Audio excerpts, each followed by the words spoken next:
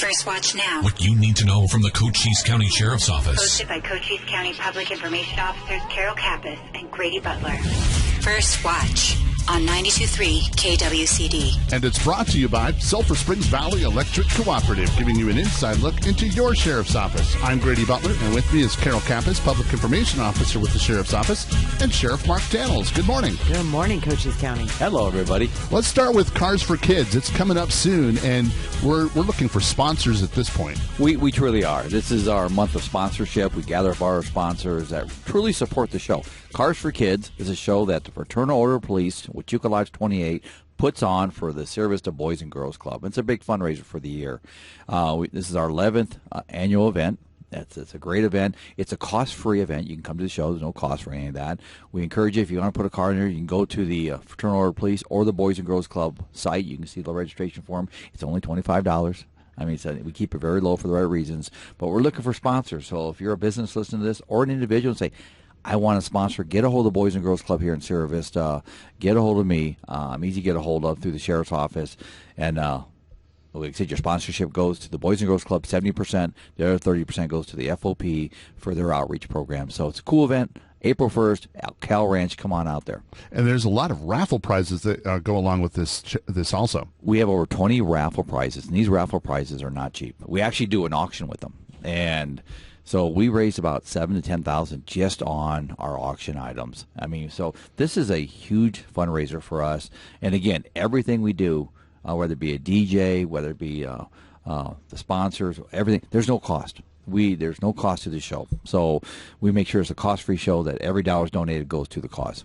And this week we've been a little bit busy with people coming to visit and doing a lot of different things. So let's start off with yesterday, the American Legion had some of their representation. Some people that were in charge or are in charge of the American Legion came all the way from Wisconsin, and then people, their leadership from Phoenix. We had Steve Aguirre was also down here. So just tell us what they talked about and what was going on. Well, they came down from out the country. They were hosted by our local American Legion, both Bisbee, Sierra Vista, and throughout, and the state. They came down to get an update on the border. So I did a quick introduction. Sergeant Tim Williams, our border sergeant, give a presentation. It's a really nice interactive. And then they went to Border Patrol. Border Patrol took them to the border for their tour. So great interaction. These are patriots. These are people that served in our country, that truly care about the border, and not based on what they see in the media, but based on what they wanted to hear from the experts, us in the community, Border Patrol on the border, the experts. And so it was a great event. We appreciate them coming. That's the second time they've been here, their commander. And that's over 200,000 strong is what that whole group does. So we appreciate that they took their time to do that. You know, whether it be American Legion, VFW, I mean, so many service groups for our veterans. So thank you to all of them that do so much for our being a veteran county, veteran community. Thank you for those service groups. And something really, really fun was the state parks were down, and they got to see the old jail that's in the Bisbee Courthouse on the top couple floors. So that's always exciting. Yeah, I met them several months ago, and they asked me, and we were talking, and they said, Sheriff, can we tour the jail, the current jail, and then tour the old courthouse where if you look at the courthouse in downtown Old Bisbee, look up to the third floor, you see the bars. That's where we used to book. I used to book prisoners up there, riding the elevator up. Carol, you remember that because our sheriff's office was in the bottom basement of that building. So we took them there. We took them to our current facility, which is going to be historical here hopefully really soon once they pass the jail district tax we're hoping for. We're optimistic. And so they got a tour of that. It was just nice talking to them on some of the history we have that they don't have, that we could use, they could use. And so it was a really interactive. And one thing I shared with them, and they're looking into it for me, but we're the only county in the country named after a tribal chief, Cochise. There's a lot of tribal counties, Pima, Navajo, Yavapai, throughout the country, but we're the only named after a tribal chief. So we looked into it with our historical committee. They couldn't find anything that disproved that, so they're going to look into it too. I mean, they're the experts of it. So right now, that is what I'm saying until proven otherwise. So, if you go to the Cochise County Sheriff's Office Facebook page, you're going to see a video that kind of wraps up 2022, and you talked a lot about your volunteers, which are the SAT team and the search and rescue team, and the SAT team just had their annual membership meeting. They did, but before I say anything on that, Grady, thank you. You did a really good job. You narrated that, you produced that, my voice, which is sometimes good, sometimes bad. But you did a really good job of putting that together. Thank you, sir. And cutting out my lips and everything else in there. But so that was a nice video. Thank you for doing that. With the SAT had their annual meeting.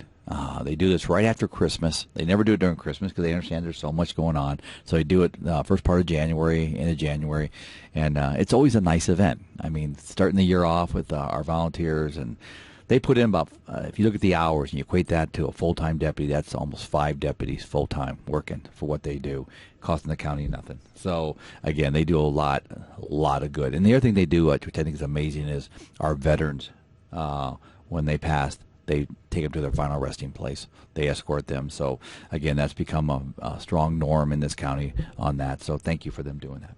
And you also went and met with Tim Johnson, the U.S. Attorney for Arizona. He's the second in command. So tell us a little bit about how that went. Tim actually works directly for Gary, who's the Arizona U.S. Attorney appointed by the administration. So Tim works directly for him on the oversight of law enforcement and making sure law enforcement, state, local, and federal have the needs from the U.S. Attorney's Office in Arizona. And I've met Gary, the Arizona U.S. Attorney, a couple times. Nice guy. Gary couldn't make it, but Tim came down, and we sat with Brian McIntyre, Lori Zucco, the chief criminal prosecutor for Brian's office, my team, and just went over stuff. You know, what do we need to work on? What do we not? One thing we're asking is, and I'll just say it, and don't want to get too far on my lane, but you know, law enforcement collectively is doing a really good job of addressing border smuggling issues and crime on the border. We need more help prosecuting, and that's Brian's lane. That's why I'm going to be a little cautious here, but I suggested, why can't we get more prosecutors down here helping us from the U.S. Attorney's Office? And I talked about the absent with the federal government. They need to step their game up, no doubt about it. So we talked about that and had a great meeting with them. Got to share his contact information with my teams that do investigations on the border. So it was productive. And Tim's a former commander, retired out of California Sheriff's Office by Sacramento. So he's got the law enforcement. He knows how we think and what our optics are. So, again, thanks for coming down here for Tim. And I see some good things coming out of this. Well, that's a nice segue into your border update as well. It is. I was invited. I'll be testifying next Wednesday in Washington, D.C. in front of the U.S. House Judiciary Committee on border. So I'll be going out there Tuesday, testifying Wednesday morning at 10, coming back Wednesday night. But so I've been scrambling to put this presentation together, and so it'd be me and I guess 4 or 5 other people that'll be testifying that day, and it's a 2-hour window. But this will be, I think, the 5th or 6th time I've testified in front of Congress, and whether it be the Senate or the House. And so, again, it's sharing our reality of Cochise County to our congressional folks, which I've been kind of hard on, I'll be honest with you. Where are they in the last couple of years? Where have they been prior to that? They need to step up and help us secure this border. We got the laws in place, but give us that message, give us that support. So that'll come out next Wednesday. And so with that being said, we do have a lot of other things that are happening on the border, including the pursuits. Our pursuits are up, folks. I mean, we kind of a low during the holiday season, which is not uncommon. Even cartels takes a break. But they're up. Over the last week and a half, man, we are just seeing pursuits after pursuits. We are. It's just, they're deadly. They're dangerous. I mean, I checked on the other day, and there's 4 pursuits by the time I checked on. I mean, and these are pursuits, again, the reckless 100-some miles an hour. We had one on coming out of 92, 115 miles an hour. Nobody was even chasing it. Almost struck a law enforcement vehicle, chased it in, ended up crashed a car in Sierra Vista. We took it down. I say we, law enforcement, multiple agencies took it down north of Wichita City, and sadly the driver got away from us. And these are the kind of things we're seeing. The other day we had one that came all the way from Douglas all the way up, 100-some miles an hour. These are complex situations. I mean, they're deadly situations, and law enforcement, we've come so far with these pursuits, but we still haven't capitalized on it. We're waiting for some more equipment to come in. We're waiting for our helicopter to come in. So, again, we're going to keep doing what we have to do to stop these pursuits. But people, in the meantime, be vigilant out there. And it also caused an incident in Benson. It did. Pursuit. In fact, Carol, you probably can tell the story. I mean, you were right there. Yeah, and so they had this pursuit, and then the vehicle ended up stopping. Border Patrol, I cannot tell you how much we appreciate Border Patrol and Benson Police Department, our Sheriff's Office personnel, and everybody bailed out of the vehicles. So, of course, you had helicopters, you had people that were out there, you had the schools on lockdown, just until, as a safety precaution, making sure that they could gather up all of the people who were able to get away, and they were successful. It took a couple of hours, but a good multi-agency effort. The citizens up there were obviously concerned, and we were able to alleviate some of that concern by ensuring that, again, everybody working together and able to pick up the people who were inside of the car who fled. And that's true. I mean, especially when you run near schools and into schools. I mean, that's a standard procedure. Lock those schools down, protect those kids, protect that staff, and let us try to find those people. And we did. I mean, between the Sheriff's Office, DPS, Border Patrol, Benson PD, I mean, we all worked together on that. We're going to have Jane, the public information officer with Cochise County, come in a little bit later in the show. But let's talk about the jail district a little bit. She's going to cover it more, but where are we at with our jail district at this time? Well, we're pushing forward. It's going to be an all-mail vote, mail-in vote. So May 16th, and that will be approved a half-cent sales tax. I mean, we're going to be moving around the county into March, first part of April, doing community meetings, giving out presentations, giving the community opportunities to talk to us about it, ask questions. We've worked hard the last couple of years to make sure, hopefully, we can answer these questions. And the people will decide. This half-cent sales tax will raise enough funds to help us build a new jail, which obviously nobody's disputing that. The Citizen Advisory Group didn't dispute it. The experts aren't disputing it, and obviously we're not disputing it as the Sheriff's Office. The top three criteria they looked at was, when they did the poll, was officer safety within the jail. That's a big one. Inmate safety within jail is right there with it. Mental health, and last is the quality of life within Cochise County. It's a facility that we could place people. If we don't have that, where do they go? A lot of times back on the street, and we don't want that, and the people didn't want that. I will say this: if this is a half-cent all-user sales tax for everybody in the county to stop, buy a snack up on I-10, wherever it is. If it's not approved, the consequences, we're probably going to see, and one of the former judges made this comment the other day, the condition of our jail would be condemned. And that's not an idle, like, hey, if you don't do it, we're going to condemn it. That's not. It'll be shut down by legal. Legal will shut that jail down. We know it's in that bad a shape. So, and then they're forced upon the property tax owners, and then that's very costly to all the property tax owners, and that we're trying to avoid that with this half-cent sales tax. So, again, alternatives are limited. I'll just say that. So we're going for this. This is the best alternative. 9 out of 15 sheriffs in Arizona, I believe it is, has jail district tax. And so we're excited about it. I'm optimistic about it. So we're going to push forward. And, speaking of our jail, you have so many, you have that type of a condition to work in, but that does not minimize any of the contribution of the people who work in there. They're amazing people. And I thought that I shared this last night with the command staff, is we even had a Facebook posting a message to our admins saying, we really want to commend Detention Officer Lopez for being so respectful and so helpful when I was being booked after being arrested. Now, how often do you get those kinds of sentiments? He was an inmate. Yes. Yeah, he was an inmate. First time he'd ever been in our jail, and he was complimentary. Our heroes in that jail, the men and women, they make it look easy. Mm-hmm. In a very complex world over there. I mean, very complex world. So my hat's off to all of them that work in that jail. I mean, it's a tough position to fill for us. That's our biggest turnover rate, because you're dealing with people that are not happy in life, that don't want to be there, but we do everything we can to share respect with them as long as they share it back. So, again, it's a tough environment. And this tomorrow, you're going to be doing another speaking engagement, and tell us a little bit about that. It's at the Methodist Church here in Sierra Vista. They call it the Fisherman's Club. So I'm going to be speaking to the Fisherman's Club. Never spoke to them. I spoke twice last week into different groups. So this is a new one. This is not an angler. No, I don't think so. No. I don't know why they call themselves fishermen, but that's not my business. But they've asked me to come speak to them and address the updates of the Sheriff's Office. And obviously jail district will be talked about, the border will be talked about, the jail will be talked about, you name it, we'll be talking about different things. But more important is what we're doing to offset cost. I think we forget to talk about that a lot. Since I've been sheriff, and my team and I and our working within communities, state government, federal government, we've brought in over $100 million. That's unheard of for a rural sheriff's office. We just got $24 million 2 weeks ago. It goes in front of the board here in a week to accept those funds as the fiscal responsibility of the board.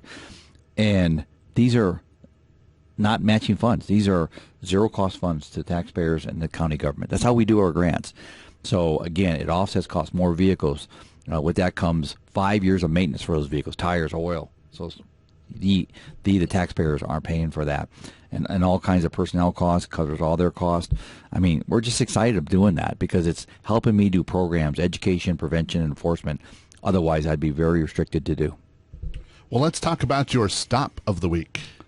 Yesterday, in one of the residential neighborhoods, I pulled off for a minute. I was right at school, watching kids come home, keeping things safe. And here comes these two motorcycles speeding. One was doing a wheelie down the road. I mean, just coming down the road with a wheelie. And speeding, kids were all over the place.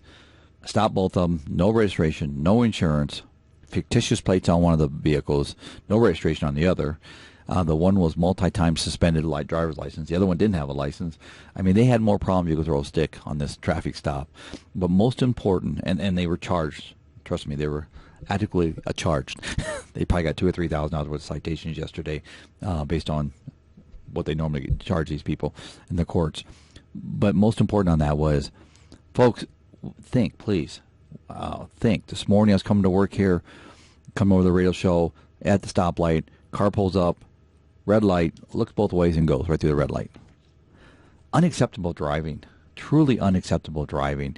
Take a minute, and the person said they're late for an appointment, plus the light takes too long. Now, that light does take a long time. I'll be the first to agree, and I agreed with her this morning. But we can't break the law because of our patience, lack of, or the fact we just rationalize a better way to do it. No, we got to leave early, have patience, and make it. Think about this. This person made a comment to me on this motorcycle yesterday. I was doing the wheelie. Said, I said, have you been charged for this before? Yeah, I got charged for reckless driving, but it wasn't on this bike. Okay, I'm sorry. Seriously. So again, think about what you do. The highway is shared by good people. If you want to act reckless, don't. You're going to be cited for it. Well, it's also kind of your safety message is slow down as well. Yeah, slow down. I mean, think about what you're doing because sometimes you can't reverse those consequences, especially if it's a deadly or injury situation. So slow down, think about what you're doing, and let's keep our highways safe. Well, Sheriff Mark Daniels, we thank you for coming and talking to us. Thanks, today. Everybody. Have a safe week. And Carol, who do we have coming in next? We have Sulphur Springs Valley Electric Co-op CEO Jason Bowling. It's First Watch on KWCD Country, and it's brought to you by Sulphur Springs Valley Electric Cooperative.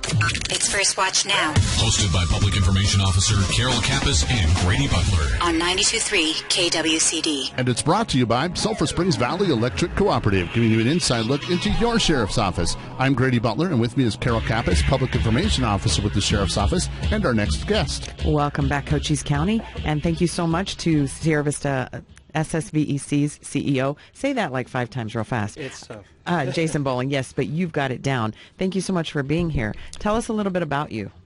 My name's Jason Bowling. I'm the CEO at Sulphur Springs Valley Electric Cooperative. It's our member-owned electric utility.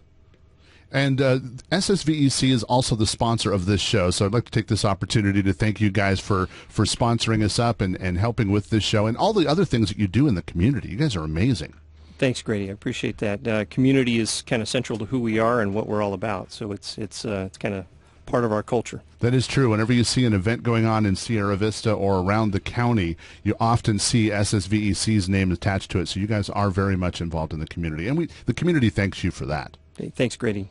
All right, well, let's talk about why you're here. Of course, it costs money to generate electricity, and then you charge members. And so let's talk about what's happening in the industry, not only locally, but nationwide and even worldwide. Right, and I'd very much prefer to be coming in here only to talk about good news things, but this is a bad news thing that our members are concerned about, right? And rightly so. Energy prices are just one more thing on the whole docket of things that have been affected by inflation. And this has been going on for just close to a year now, not just nationally but globally.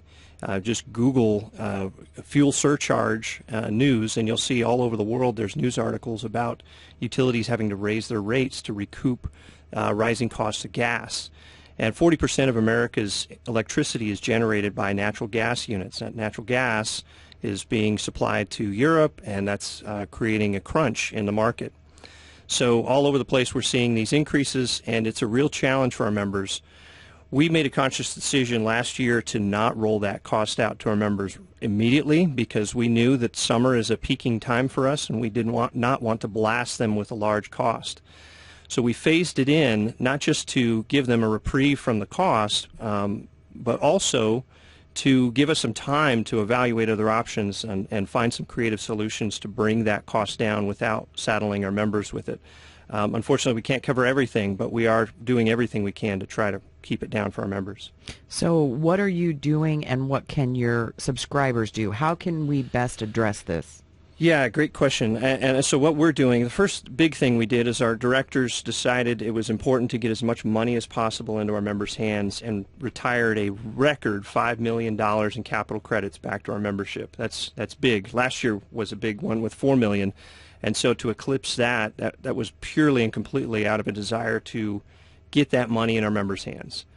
Does that cover the full cost of the fuel surcharge? Of course not. It does not. We recognize that. But it was a thing we could do towards that effort. Second, we're looking to get some local generation. We have some new gas units, and those gas units will help. And a question might be, well, if gas prices are high, why gas units? It's not just gas, it's also the electricity we buy on the open market because APCO is not able to supply it all. If we can generate our own, we can do so more cost effectively than buying it on the market when prices spike. Another thing, when prices spike, if we can control our consumption and actually find ourselves in a situation where we have extra capacity, that puts us in a situation where that capacity can be sold while prices are high. And so we have this great relationship with our irrigators, our farmers in the Sulphur Springs Valley around Wilcox and Elfrida. We can reach out to them and say, hey, if you could just turn your pumps off for a little bit. Prices are really high right now. Just give us a few hours, and we can use those hours to find ourselves in a situation with extra capacity. We can sell back on the market, and all that goes right back into bringing that fuel bank down. And that includes, like, as maybe your parents told you before, if you're not going to be in a room, turn out the light. And I know that sounds small, but I think ultimately if you times that over all the people who could be doing it, that's something even that you can do to contribute. Yeah, I think you're absolutely right.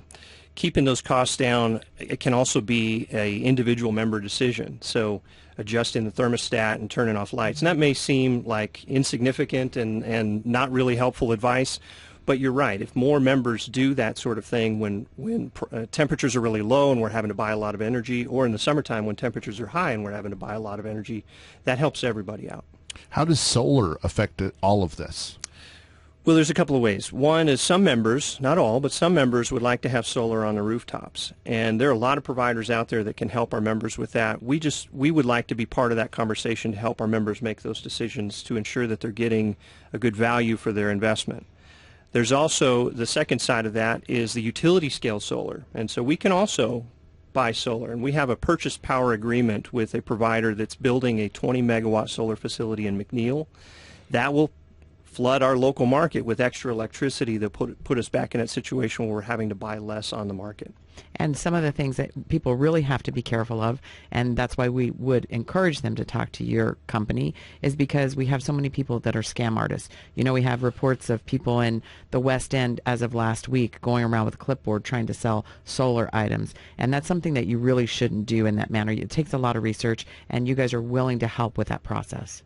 You're absolutely right. Most solar providers are good people earning an honest living, and we certainly appreciate what they're doing to help our members out. But they also have to be careful. If it sounds too good to be true, it probably is, and the folks at Sulphur Springs are there to support our members if they have any questions about solar. Well, let's move into an awareness campaign that you guys are doing for the power grid and some attacks that happened last month around the country. Yeah, this really hit national news in North Carolina when Duke Energy was hit at a substation. What folks may not know is that substation and that transformer that was hit fed a cooperative, Randolph Electric Cooperative, and they're 50,000 members. The concern is, of course, that when those things happen, it can take members out for a long, long time. That supply crunch you hear about, the supply chain crunch you hear about in the news, it's affecting electric utilities as well. And getting a hold of transformers is a major concern. So we absolutely do want to make sure our substations stay safe. And what we've been asking our members to, if you see something, say something. There shouldn't be people poking around our substations. just having extra eyes out there in the field to let us know if there's a problem so that we can address it. We don't want folks engaging suspicious people. We've got law enforcement for that and a great partnership with the Sheriff's Office, Police Department, and other law enforcement agencies. So again, if you see something unusual around one of our substations or any part of the grid, just report that so it can be addressed. And it's also a very serious charge. It's not just like a slap on the hand. Yeah, right. Thanks. It's a federal crime. It's a state crime, and it's punishable with lots of big fines and jail time. Well, Jason, we appreciate you coming and talking to us today about Electric Cooperative. Thanks, Grady. Appreciate it. You bet. And thank you again for sponsoring the show, because we love doing this show every week, and you guys help us get all of this information out to the public. So thank you. It's First Watch on KWCD Country. And Carol, who do we have coming in next? We have Jane Montgomery. She's Cochise County's most excellent PIO. First Watch is brought to you by Sulphur Springs Valley Electric Cooperative. It's First Watch Now. Hosted by Public Information Officer Carol Kappas and Grady Butler. On 92.3 KWCD. And it's brought to you by Sulphur Springs Valley Electric Cooperative, giving you an inside look into your Sheriff's Office. I'm Grady Butler, and with me is Carol Kappas, Public Information Officer with the Sheriff's Office, and our next guest. Welcome back, Cochise County. And thank you so much, Jane Montgomery, the Cochise County new PIO. So we appreciate you taking your time to come over here, because you've been doing some really amazing things so far. Thank you, Carol. Thanks for being here, and tell us a little bit about yourself. Sure. So as you mentioned, my name is Jane Montgomery. I've been in Cochise County. Some people can tell from my accent that I wasn't born here. No. I've been here about 20 years. Originally came from London. And I love Cochise County very much. Chose to come here and have never left. And so what are some of the things that you bring to the table? I mean, they obviously selected you for your extensive background. So tell us what some of that is. Sure. So most recently I was the public relations specialist with Chiricahua Community Health Centres, another organisation that I have a massive amount of affection for. And I was there for a couple of years. Previously to that, I worked at Canyon Vista Medical Centre.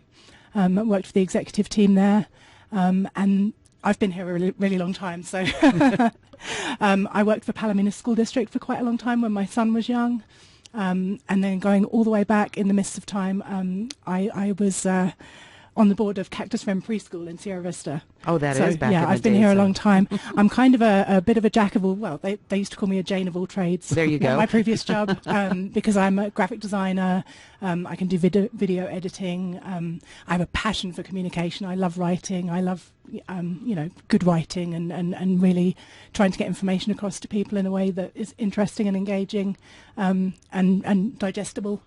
So this really is kind of the ultimate job for me. And we appreciate having you here, because already, hitting the ground running. One of the things that you're doing, not for the Sheriff's Office specifically, but for our entire community, is the jail district. And so you've been working tirelessly with Grady. You guys have been on meetings. You've been on emails. You've been on fact-finding missions. So tell us where we're at.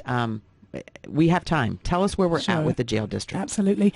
Well, the first step for me, really, and what made it so real, Commander Kenny Bradshaw took the time to give me a tour of the jail a couple of weeks ago, and it was very eye-opening. I mean, he has a wonderful team there. They're clearly doing their best, but the building is so dilapidated. It's just not a very pleasant place to be, and, to see those officers working in those conditions day in and day out. They don't even really have much office space. There'll be spaces between cell blocks that have been turned into an office, and that's the conditions they're working in, day in and day out. They also, the security equipment, that I can't talk about it too much clearly, but everything could really use an upgrade, and part of the reason that this is so important is that we are going to be throwing millions of dollars at this old, dilapidated jail just to keep it going, without providing any improvements, for the people of Cochise County.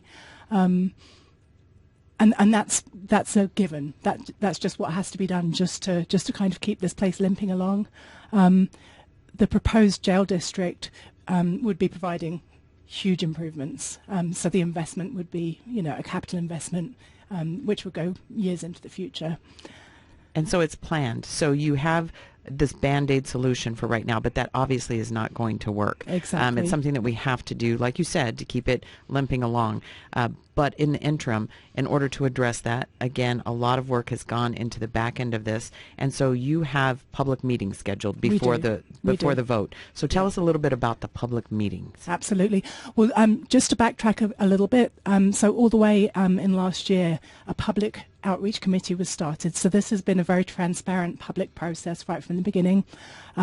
It was chaired by Judge Conlog, Judge James Conlog, who I think a lot of people in Cochise County know and know very well.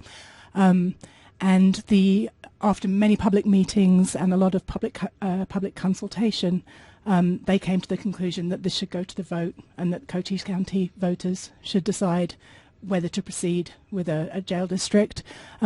And all of that information is public. It's all on the county website for the Public Outreach Committee 2022. You'll see the link right there on the main website. So that started all the way around the beginning of last year. Where we're at right now is that the ballot wording has been approved by the Board of Supervisors, and the date of the election, the special election, has been set for May 16th of this year. It's going to be a mail-only election.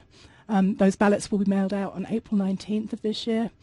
And where we're at right now is we're in a process called a request for arguments, which is where we have put out to the public, you can send up to 300 words and just express your opinion. And all of the arguments that are submitted, correctly formatted, etc., and all of the information that you need to do that is right there on the website, will be included in the pamphlet that is mailed with the ballot. So an informational pamphlet is being compiled right now. That process is ongoing because we're in the open period right now where the public can submit their arguments for or against the ballot question, and then the pamphlet will be put together. People have until approximately the middle of February to submit those arguments. We are going to be going around the county. A group led by Judge Conlog and Sheriff Daniels will be having public meetings all over the county. There are 6 separate locations, and I will give those to you right now. Just put my glasses on.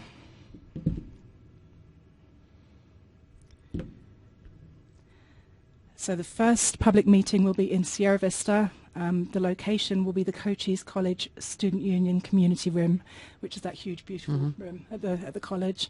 The date for that one is Monday, March 27th. Again, Monday, March 27th. All of these meetings will be from 6 to 8 p.m.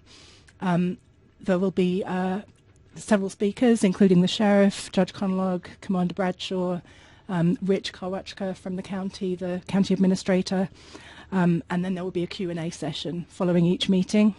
So as I say, the first one there in Sierra Vista on Monday, March 27th. The second one will be in Wilcox at the Wilcox High School Auditorium, and that one is on Wednesday, March 29th, again from 6 to 8 p.m. Palominas Elementary School has kindly offered use of their facility, so the third one will be on Friday, March 31st at Palominas School Gymnasium.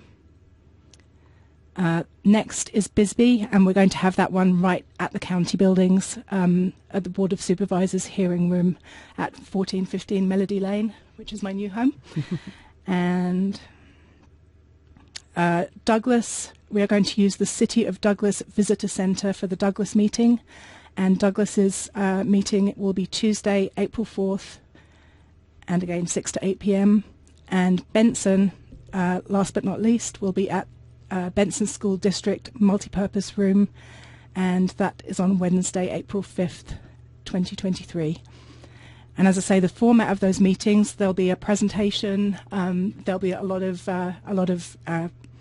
information available for the public. Everybody is very welcome to come, and once the presentation has been given, there will be a relatively long Q&A session after the meeting, so that the public has the opportunity to raise any concerns that they have and to ask questions. So some of the questions that people are going to ask, it can be anything about why a jail, why a tax, why not rebuild. I mean, all of those kinds of questions can be asked by the public, and some of those are going to be addressed beforehand in a Q&A pamphlet. Tell us about that.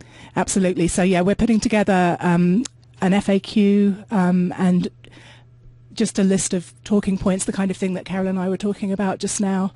But some of the concrete information, just so that people can make an informed decision when they cast their ballot on May 16th. The proposal is for a 0.5-cent sales tax in Cochise County for 25 years. And, you know, that's something that we take very seriously. It's not something that's done, lightly. And so we really want to make sure that the public has all of the information to make an informed decision, not just about the need for a new jail, but about what the alternative would look like. That realistically we're going to be spending a lot of money either way, because the current jail is in great need of improvements.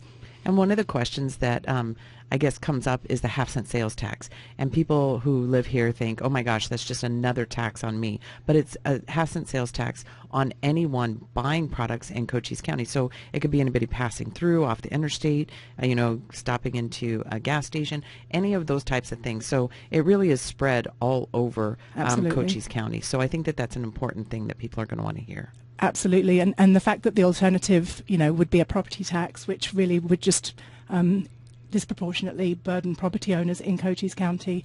As you say, a sales tax is very even and is levied on anyone that spends money in Cochise County, regardless of whether or not they're resident here. And we're going to have you in as we get closer to these town halls to remind us about all of these again and any new developments that have come up. So we're going to have you back. But right now, let's talk about some of the other things that are going on in the county, like the Alert Sense. That's something that the county wants everybody to take advantage of. Absolutely. It's a free service, and it's basically offering Cochise County residents text alerts that they can sign up for any kind of emergency situation, whether it be a power outage, a road closure, a flooded wash. It could be so many different things. In our county here, obviously, is very rural, and so it's very important that people get information quickly if there is any kind of an emergency situation. And this is just a very simple, easy way that they can get that information right on their cell phone. And so I'm going to give you a number that they can text. So the first way to sign up for Alert Sense is to text to 38276 the word Cochise Alerts, just all together, all lowercase, Cochise Alerts. Text that to 38276. That's the first way to sign up. And then there is also a website where you can sign up. And I just want to make sure I'm giving you the right link here. And then also, while you're doing that and talking to emergency services, when this kicked off a few years ago, we had 18,000 subscribers, and now it's up to 24, 25, exactly. 26. So that's really a good start, but we really need more people to sign up because that's our best way of communicating in the event of an emergency. Exactly. So the website is cochise.myfreealerts.com. And then if I can just repeat the text information again, if you text Cochise Alerts to 38276, you can unsubscribe at any time if for any reason, you feel that you're getting too many alerts. But I signed up for it personally, and everything that I've received has been timely and, it's been relevant to me. So I would definitely strongly encourage people to sign up for this free service. And before you go, I have a question. Are you going to start the Cochise County newsletter again? I certainly am. Okay. Yes, it's going to be called Cochise Today. That's something I'm working on right now. My vision is to set up a PR committee in the county with a representative from each department. We have this geographically huge county, the size of Connecticut and Rhode Island combined. I can't be everywhere all at once, although I do my best. And I would love to have a representative from each department in the county, each of our different offices in the different corners of the county, people that are going to bring information to me that they think would be relevant to the public. I want to make it fun but informative. Very happy to accept submissions from any residents of the county that would like to write an article or have something that they would like me to publicise in the newsletter. And that will be sent out by email. That's the plan right now, is to keep it digital. There's plenty of paper, already, so we don't need to add to the mail that people are getting in their mailbox. But we'll keep it digital, and hopefully that will be starting up in the next couple of months. All right. Well, Jane, we welcome you to the PIO position at the Cochise County, and we look forward to talking to you on this show at least several times a year. So thanks for coming in. Thank you, Grady, and thank you, Carol. And just thank you to everybody at the county for the welcome. It's been astounding, and very wonderful team that I'm working with. And Carol, how do they get a hold of us at the Sheriff's Office? So reach out and touch us at cochise.az.gov/sheriff. That's going to take you to our webpage. Our social media is Cochise County Sheriff's Office, Sheriff Mark J. Daniels, and you can link into our Instagram and our Twitter accounts from there. First Watch on KWCD Country is brought to you by Sulphur Springs Valley Electric Cooperative. You've been listening to First Watch with the Cochise County Sheriff's Office. Hosted by Cochise County Public Information Officers Carol Kappas and Grady Butler. Join us again next Friday morning, 7 to 8 a.m. First Watch. What you need to know from the Cochise County Sheriff's Office. Only on 92.3 KWCD.